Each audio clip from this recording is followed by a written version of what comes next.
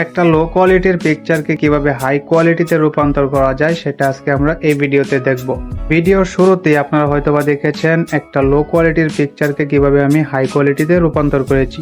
ঠিক একইভাবে যদি আপনি ফটো এডিট করতে চান তাহলে এই ভিডিওটা এ টু জেড মনোযোগ সহকারে দেখতে হবে এবং আমার এই ভিডিওর ডিসক্রিপশন বক্সে ওই অ্যাপসের লিঙ্কটা দেওয়া থাকবে, সেখান থেকে আপনারা ডাউনলোড করে নেবেন। এবং এই ভিডিওতে যে টুলসগুলো ব্যবহার করা হয়েছে এবং যে ইফেক্টগুলো ব্যবহার করা হয়েছে অবশ্যই সেগুলো আপনারা মনোযোগ সহকারে দেখবেন, তাহলে আপনি নিজেও একটা ভালো ফটো এডিট করে নিতে পারবেন।